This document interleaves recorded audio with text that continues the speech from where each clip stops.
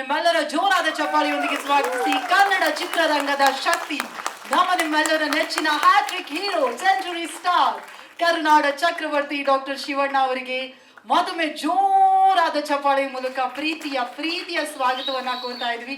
ದಯವಿಟ್ಟು ಮುಂದೆ ಬರಬೇಕು ಅಂತ ವಿನಂತಿಸ್ತಾ ಇದ್ದೀನಿ. ಎಸ್, ನಮ್ಮ ಬಾಸ್ ಬಂದಿದ್ದಾರೆ ನೋಡಿ. ಶಿವಣ್ಣ ಸರ್, ರಾಮ ಅವರಿಗೆ ಬಹಳಷ್ಟು ಕನೆಕ್ಷನ್ ಇದೆ ನಿಮ್ಮ ಜೊತೆಗೆ. ಹಾಗಾಗಿ ರಾಮ ಅವ್ರಿಗೆ ನೀವೇ ಫಸ್ಟ್ ಮಾತಾಡಿ, ಅಂದ್ರೆ ಸಿನಿಮಾ ಬಗ್ಗೆ ಆಗ್ಲಿ, ಅದೇ ರೀತಿಯಾಗಿ ಶಿವಣ್ಣ ಇವತ್ತು ಬಂದಿರೋದು ಎಷ್ಟು ಸ್ಪೆಷಲ್ ಅನ್ನೋದ್ರ ಬಗ್ಗೆ. ಎಲ್ರಿಗೂ ನಮಸ್ಕಾರ. ನನ್ನೆಲ್ಲ ಮಾಧ್ಯಮ ಮಿತ್ರರಿಗೆ ಹೃದಯದ ಧನ್ಯವಾದ ಹೇಳಕ್ಕೆ ಇಷ್ಟಪಡ್ತೀನಿ. ಮತ್ತು ನನ್ನ ಪ್ರೊಡ್ಯೂಸರ್ಸ್ಗೆ ಅವಕಾಶ ಕೊಟ್ಟಂಥ ಪ್ರೊಡ್ಯೂಸರ್ಸ್ಗೆ ಥ್ಯಾಂಕ್ಸ್ ಹೇಳಕ್ಕೆ ಇಷ್ಟಪಡ್ತೀನಿ. ನನ್ನ ಹೀರೋ ಆಗಿ ನೋಡಿದಂಥ ನನ್ನ ಚಂದ್ರಮೌಳಿ ಡೈರೆಕ್ಟ್ರಿಗೆ ಥ್ಯಾಂಕ್ಸ್ ಹೇಳಕ್ಕೆ ಇಷ್ಟಪಡ್ತೀನಿ. ಮತ್ತು ನನ್ನ ಜೊತೆಗೆ ಆಕ್ಟ್ ಮಾಡಿದಂಥ ಅದಿತಿ ಪ್ರಭುದೇವರಾಗಿರ್ಬೋದು, ಡಿಂಪಲ್ ಆಗಿರ್ಬೋದು, ನನ್ನ ಅಶೋಕ್ ಸರ್ ಆಗಿರ್ಬೋದು, ನರೇಂದ್ರ ಅವರಾಗಿರ್ಬೋದು, ಶೇಖರ್ ಆಗಿರ್ಬೋದು, ಪ್ರತಿಯೊಬ್ಬರು ನನ್ನ ಪೋಸ್ಟರ್ಸ್ ಎಲ್ರಿಗೂ ನಾನು ಥ್ಯಾಂಕ್ಸ್ ಹೇಳಕ್ಕೆ ಇಷ್ಟಪಡ್ತೀನಿ. ಮ್ಯೂಸಿಕ್ ಡೈರೆಕ್ಟ್ರು ರತನ್ ಅವರು ತುಂಬ ಚೆನ್ನಾಗಿ ಮ್ಯೂಸಿಕ್ ಮಾಡಿದ್ದಾರೆ. ಇದ್ದ ತಕ್ಷಣ ಯಾವತ್ತೂ ಏನೂ ಕಮ್ಮಿ ಮಾಡಿಲ್ಲ, ಚೆನ್ನಾಗಿ ಮಾಡಿಕೊಟ್ಟಿದ್ದಾರೆ. ಪ್ರತಿಯೊತ್ತನ್ನು ತುಂಬ ಚೆನ್ನಾಗಿ ವರ್ಕ್ ಮಾಡಿದ್ದಾರೆ. ಇವತ್ತು ನಾನು ಶಿವಣ್ಣನ ಬಗ್ಗೆ ಏನು ಹೇಳಿದ್ರು ಸಾಲದು. ಯಾಕೆ ಅಂತಂದರೆ, ನಾನು ಒಂದು ಕನ್ಸು ಕಟ್ಕೊಂಡು ಬೆಂಗಳೂರು ಬಂದಾಗ ನನಗೇನೂ ಗೊತ್ತಿರಲಿಲ್ಲ. ಅವ್ರನ್ನ ಸಿನಿಮಾ ನೋಡ್ತಾ ನಾವು ಟಿಕೆಟು ಸಿಗ್ದಲೆ ಅಷ್ಟು ಒದ್ದಾಡತಂಥ ಸಮಯಗಳು. ಆ ದೊಡ್ಡ ಮನೆ ಜೊತೆಗೆ ಒಂದು ನಂಟನದ ಇದೆಯಲ್ಲ, ಅದಷ್ಟು ಈಸಿ ಅಲ್ಲ ಎಲ್ರಿಗೂ. ನಾನು ಜೀವನದಲ್ಲಿ ಒಂದು 3 ಸಲ ಕೆಳಗಡೆ ಬಿದ್ದೆ. ಒಂದು ಏನೂ ಇಲ್ಲ ಅಂತ ಎಲ್ಲ ಕಳ್ಕೊಂಡಾಗಲೂ ಸಮೇತ ಅದು ಅವ್ರಿಗೆ ಗೊತ್ತಿಲ್ಲ. ಅದು ಇವತ್ತು ನಾನು ಹೇಳಲೇಬೇಕು, ಹೇಳ್ತಾ ಇದ್ದೀನಿ. ನಾನು ಅವ್ರ ಜೀವನದಲ್ಲಿ ಏನೂ ಅಲ್ಲ, ನನ್ನಂಥ ಸಾವಿರಾರು ಕಲಾವಿದರಿಗೆ ಟೀಮ್ಗೆ ಸಪೋರ್ಟ್ ಮಾಡಿದ್ದಾರೆ. ಬಟ್ ಇದು ಈ ತಂಡಕ್ಕೆ ಏನಂತಾರೆ, ಈ ನನ್ನ ಜೀವನದಲ್ಲಿ ನನಗೊಂದು ತುಂಬ ಸ್ಪೆಷಲ್ ಆದಂಥ ದಿನ. ನನ್ನ ಮನೆ ದೇವರು ಬೊಮ್ಮಲಿಂಗೇಶ್ವರ. ಇವತ್ತು ನನ್ನ ಪಕ್ಕದಲ್ಲಿ ಶಿವ ಪರಮಾತ್ಮನೇ ನನ್ನ ಪಕ್ಕದಲ್ಲಿ ನಿಂತಿದ್ದಾರೆ. ನನ್ನ ತಂದೆ ತಾಯಿ ಜನ್ಮ ಕೊಟ್ಟಿದ್ದಾರೆ, ಒಂದು ಬೆಳೆಸಿದ್ದಾರೆ, ಸಾಕಿದ್ದಾರೆ. ಇಡೀ ನನ್ನ ಫುಲ್ ಫ್ಯಾಮಿಲಿ ಶಿವಣ್ಣ ಅವರು ತುಂಬ ಅಭಿಮಾನಿಗಳು, ತುಂಬ ಇಷ್ಟಪಡ್ತಾರೆ. ಕಿತ್ತಾಡಿದ್ದೀವಿ ಎಷ್ಟೋ ಸರಿ. ಆದರೆ ಶಿವಣ್ಣ ಅವ್ರ ಬಗ್ಗೆ ನಾನು ಎಷ್ಟು ಹೇಳಿದ್ರು ಸಾಲದು. ಯಾಕಂದ್ರೆ ಅವರು ನನಗೋಸ್ಕರ ಹೇಗೆ ನಿಂತಿದ್ದಾರೆ ಅಂತಾರೆ, ಅವ್ರ ಮಗಗೂ ಸಮೇತ ಅಷ್ಟು ನಿಂತಿದ್ದಾರೋ ಇಲ್ವೋ ಗೊತ್ತಿಲ್ಲ. ಕೆಲವೊಂದು ಸಿಚುವೇಶನ್ಗಳಲ್ಲಿ ಅದು ಹೇಳೋದಿಕ್ಕೂ ಆಗಲ್ಲ ನಾನಿಲ್ಲಿ. ಅಂಥ ಸಿಚುವೇಶನ್ಲಿ ಗೀತಕ್ಕ ಮತ್ತು ಶಿವಣ್ಣ ಇಬ್ಬರು, ಶಿವ ಪಾರ್ವತಿ ಥರ ಇಬ್ಬರು ನನ್ನ ಜೀವನದಲ್ಲಿ ನಿಂತಿದ್ದಾರೆ. 2017ರಲ್ಲಿ ನಾನು ಸುಮ್ಮನೆ ಹೋಗಿ ಒಂದು ಮೀಟ್ ಮಾಡ್ತೀನಿ ಅಣ್ಣಗೆ, ಅಣ್ಣ ಏನೊಂದು ಪ್ರೋಗ್ರಾಮ್ ಮಾಡಬೇಕು, ಮಾಡ್ಕೊಡಿ ಅಂತ ಹೇಳ್ತಾರೆ. ಬಟ್ ಒಂದು ನಿಮಿಷ ಏನಕ್ಕೆ ಬಂದಿದ್ದೇನೆ ಅಂತ ಅರ್ಥ ಮಾಡ್ಕೊಂಡು ನನ್ನ ಏನು ವಿಷಯ ಹೇಳು ಅಂತ ಹೇಳಿದಾಗ ಏನೋ ಒಂದು ಹೇಳ್ತೀನಿ. ಅವಾಗ ಇಷ್ಟ ಆಗುತ್ತೆ, ಓಕೆ ಹೋಗು ಮಾಡ್ತೀನಿ, ನಿನ್ನೇನು ತಲೆ ಕೆಡಿಸ್ಕೊಳಕ್ಕೆ ತುಂಬ ಚೆನ್ನಾಗಿದೆ ಅಂತಂದ್ಬಿಟ್ಟು. ನಾನು ಯಾರು ಅಂತಲೂ ಗೊತ್ತಿರಲ್ಲ ಅವ್ರಿಗೆ. ಅಂಥ ಟೈಮಲ್ಲಿ ಅವರು ಅಕ್ಕ ಶಿವಣ್ಣ ಇಬ್ಬರೂ ಸಪೋರ್ಟಾಗಿ ನಿಂತ್ಕೊಂತಾರೆ. ನಾನು ಇದ್ದೀನಿ ಕೊಡು ಅಂತ ಹೇಳ್ತಾರೆ. ರೀಸೆಂಟಾಗೆ ನಾನು ಒಂದು ಶಿವಣ್ಣ ಅವ್ರದ್ದು ಒಂದು ನನ್ನ ಜೀವಮಾನದ ಒಂದು ಅತ್ಯದ್ಭುತ ಗಳಿಗೆ ಅಂತಂದರೆ ಶಿವಣ್ಣ ಅವ್ರದ್ದು 40 ಇಯರ್ಸ್ ಫಂಕ್ಷನ್ ನಾನು ಮಾಡ್ತೀನಿ. ಅದಕ್ಕೆ ಮಾಡೋದಕ್ಕೆ ಮೂಲ ಕಾರಣ ನಾನಲ್ಲ, ಅದಕ್ಕೆ ಅವರೇನೆ ಕರೀತಾರೆ. ಒಂದ್ಸಲಿ ಮನೆಗೆ ಹೋಗ್ತೀನಿ, ಹೋದಾಗ ಸುಮ್ಮನೆ ಮಾತಾಡ್ತಾ ಕೇಳ್ತೀನಿ, ಅಣ್ಣ ಹಿಂಗೆ ಮಾಡೋಣ ಅಂತಿದ್ದೀವಿ, ಸಪೋರ್ಟ್ ಮಾಡಿ ಅಂತ. ಹಿಂದೆ ಮುಂದೆ ಏನೂ ನೋಡಲ್ಲ. ಅವ್ರು ಬೇರೆ ಚಾನಲ್ಗೆ ವರ್ಕ್ ಮಾಡ್ತಿದ್ರು ಸಮೇತ ನನಗೋಸ್ಕರ ನಾನು ಬರ್ತೀನಿ ಹೋಗೋ ಅಂತೇಳಿ ಅಣ್ಣ ಮತ್ತು ಗೀತಕ್ಕ ಇಬ್ರು ಯಾರು ಏನೇ ಆದ್ರೂ ತಲೆ ಕೆಡ್ಸ್ಕೊಳೋ ಕೂಡ ನಿನ್ನ ಜೊತೆ ನಾನು ಇದ್ದೀನಿ, ಏನೇ ಆದ್ರೂ ಎಂಥ ಪರಿಸ್ಥಿತಿ ಬಂದರೂ ನಾನು ಇದ್ದೀನಿ, ಬಾ, ನೀನು ಯಾವುದೇ ಸಮಸ್ಯೆ ಇರಲಿ, ಏನೇ ಇರಲಿ, ಎಂಥ ಕೆಲಸ ಇದ್ರು ನಾನು ನಿನ್ನ ಜೊತೆಗೆ ನಿಲ್ತೀನಿ ಅಂತ ಹೇಳ್ತಾರೆ. ಗೀತಕ್ಕನೂ ಹೇಳ್ತಾರೆ. ನಾನು ಅವ್ರ ಮನೆಯಲ್ಲಿ ಹೋಗೋದಕ್ಕೆ ಒಂದು ಅವಕಾಶ ಇದೆ, ಊಟ ಮಾಡೋದಕ್ಕೆ, ಅವ್ರ ಜೊತೆಲಿ ಇರೋದಕ್ಕೆ. ಅಂದರೆ ಒಂದು ತಂದೆ ತಾಯಿ ಜೊತೆಲೂ ನಾನು ಅಷ್ಟು, ನನ್ನ ತಂದೆ ತಾಯಿ ಜನ್ಮ ಕೊಟ್ಟಿದ್ದಾರೆ ಅಂತಂದೆ, ಬಟ್ ಇವ್ರು ನನಗೆ ಜೀವನಕ್ಕೂ ನನ್ನ ಮರ್ಯಾದಕ್ಕಾಗಲ್ಲ ಆ ಥರ ಒಂದು ಸಪೋರ್ಟ್ ಮಾಡಿದ್ದಾರೆ. ಅವ್ರ ಬಗ್ಗೆ ನಾನು ಏನು ಹೇಳ್ಬೇಕಂತಲೂ ನಂಗೆ ಗೊತ್ತಾಗ್ತಾ ಇಲ್ಲ.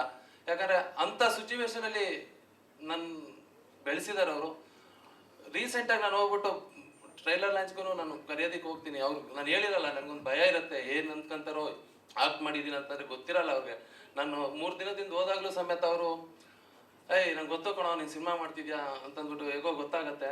ಅವಾಗಲೂ ಸಮೇತ ನಾನು ಇದ್ದೀನಿ ಹೋಗೋ, ಕರಿಬೇಕು, ಫೋನ್ ಮಾಡಿದ್ರೆ ಸಾಕು, ನಾನು ಗೀತಕ್ಕ ಇಬ್ಬರು ಬರ್ತಿದ್ವಿ, ನಿನಗೋಸ್ಕರ ಇನ್ನು ಏನು ಬೇಕಾದ್ರೂ ಮಾಡ್ತೀನಿ, ಹೋಗೋ, ತಲೆ ಕೆಡ್ಸ್ಕೊಂಡು ಹೋಗ್ಕೊಂಡು ನೀನು ಎಲ್ಲಾದ್ರೂ ಕರಿ, ನಾನು ಬರ್ತೀನಿ ಅಂತ ಹೇಳ್ತಾರೆ. ಏನಕ್ಕೆ ಇದೆಲ್ಲ ಹೇಳಿದೆ ಅಂತಂದರೆ, ದೊಡ್ಡ ಮನೆ ಅನ್ನೋದು ಯಾವತ್ತಿದ್ರೂ ದೊಡ್ಡ ಮನೆನೇ.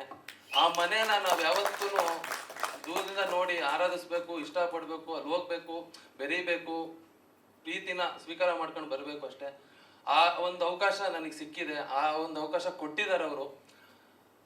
ನನ್ನೊಂದು ಮಗನಿಗಿನ್ನ ಹೆಚ್ಚಾಗಿ ಅವ್ರ ಎದುರುಗಡೆನೇ ಹೇಳ್ತಾ ಇದ್ದೀನಿ, ಒಂದು ಮಗನಿಗಿನ್ನ ಹೆಚ್ಚಾಗಿ ನನಗೆ ಜೊತೆಗೆ ನಿಂತಿದ್ದಾರೆ, ಮುಂದಕ್ಕೂ ನಿಲ್ತಾರೆ.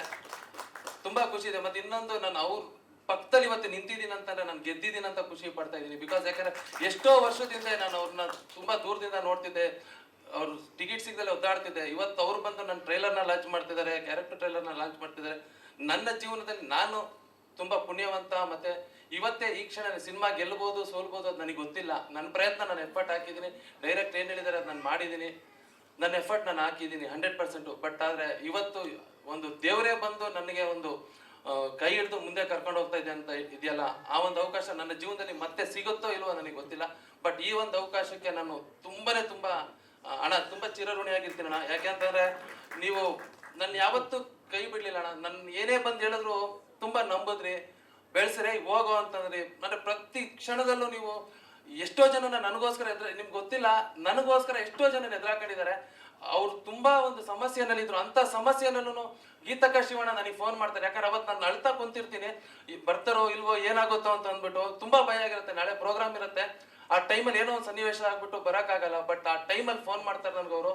ಆ ಕ್ಷಣ ನನ್ನ ಲೈಫಲ್ಲಿ ನಾನು ಮರೆಯಲ್ಲ. ಯಾಕಂದ್ರೆ ಅವ್ರೊಂದು ಮಾತಂತಾರೆ, ನೀ ನನ್ನ ಮಗ ಕಣೋ, ತಲೆ ಕೆಡ್ಸ್ಕೊಳಕ್ ಹೋಡ, ಯಾವನೇ ಬರ್ಲಿ ಕಣ, ನಾನು ಇದೀನಿ ಕಣೋಗ, ತಲೆ ಕೆಡ್ಸ್ಕೊಳಕ್ ಹೋಗ್ಬೇಡ. ನಿನ್ ಜೊತೆ ನಾನು ಈ ತಕ್ಕ ಮಾತಾಡ್ತಾರೆ ಇಬ್ರು. ಯಾಕಂದ್ರೆ ಆ ಒಂದು ಪುಣ್ಯ ಲೈಫಲ್ಲಿ, ಆ ಸಿಚುವೇಶನ್ ನನ್ನ ಫ್ಯಾಮಿಲಿ, ನನ್ನ ಅಣ್ಣ, ನಮ್ಮ ಅಪ್ಪ, ನಮ್ ಯಾರೇ ಇದ್ರು ಆ ಸಿಚುವೇಶನ್ ನ ಯಾರ ಕೈಲೂ ಆಗ್ತಿರ್ಲಿಲ್ಲ ಹ್ಯಾಂಡ್ಲ್ ಮಾಡೋದಕ್ಕೆ.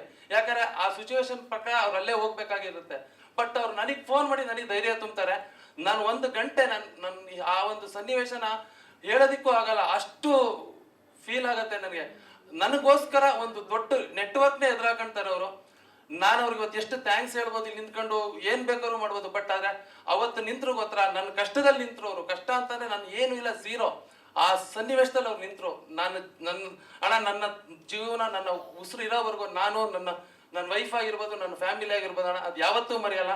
ನೀವು ನಿಮ್ಮ ಮನೆಯಲ್ಲಿ ನನ್ನ ವೈಫ್ಗೆ ನನಗೆ ಒಂದು ಕೊಟ್ಟಿದ್ರೆ ಗೊತ್ತಾ ಸ್ಥಾನ, ಅದು ನಿಜವಾಗ್ಲೂ ನಾನು ತುಂಬಾನೇ ಗ್ರೇಟ್ ಅಂತ ಹೇಳೋಕೆ ಇಷ್ಟಪಡ್ತೀನಿ ಅಣ್ಣ. ಥ್ಯಾಂಕ್ ಯು ಸೋ ಮಚ್ ಅಣ್ಣ. That is Shivana for us. Thank you. And Ram ಅವ್ರು ಇಷ್ಟು ಮಾತಾಡಿರೋದು ಕೂಡ ನಾವು ಫಸ್ಟ್ ಟೈಮ್ ನೋಡಿರೋದು. ಸೊ ಐ ನೋ ಮನಸ್ಸಲ್ಲಿರುವಂಥ ಎಲ್ಲ ಭಾವನೆಗಳನ್ನ ಆಚೆ ಹಾಕಿದ್ರಿ ಶಿವಣ್ಣ ಅವರೇ. ರಾಮ್ ಅವ್ರ ಥರ ಬಹಳಷ್ಟು ಪ್ರತಿಭೆಗಳಿಗೆ ಪ್ರತಿ ಹೆಜ್ಜೆಯಲ್ಲಿ ನೀವು